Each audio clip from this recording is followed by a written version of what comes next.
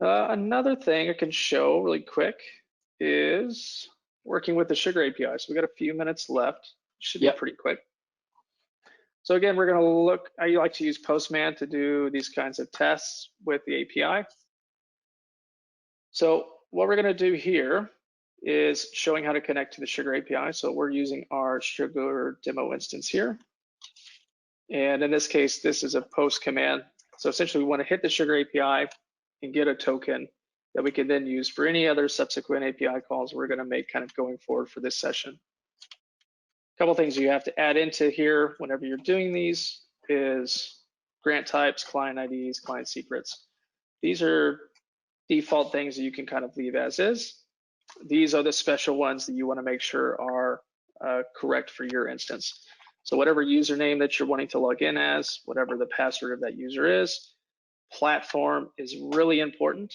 So by default, most API calls that people will do may have base as the value here.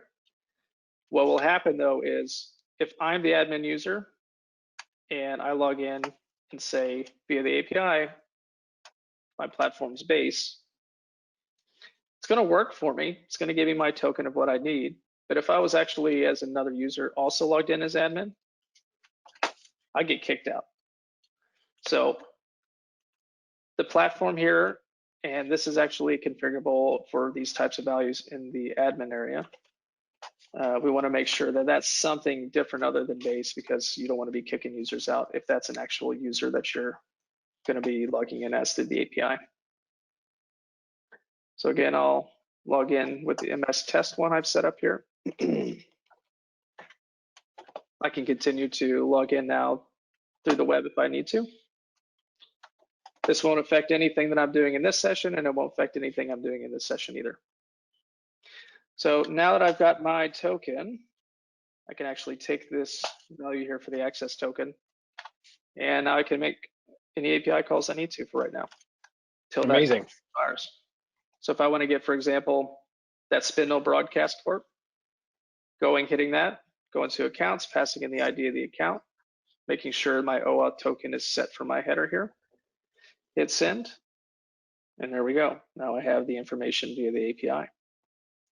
If I want to make any kind of updates as well, let's say I want to change, let's take a value here.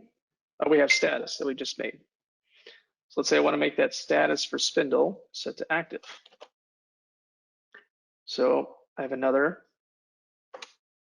API call here. So we're just going to hit status. In this case, active. This is all in JSON formats. We're going to use a put because we're having an update. We don't want to make a new record. Again, passing in the account and the account ID here. Oh, invalid grant access token. So that means I actually didn't come in here and update my token from earlier. So we can go grab that token that we had. And we'll just update our value. And there we go. So now if I'm looking at Spindle in Sugar,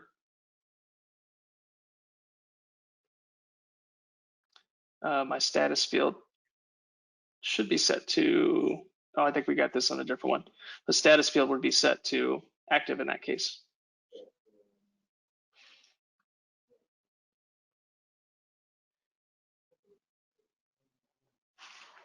So Postman's really good whenever you want to do any kind of troubleshooting, testing out with the APIs.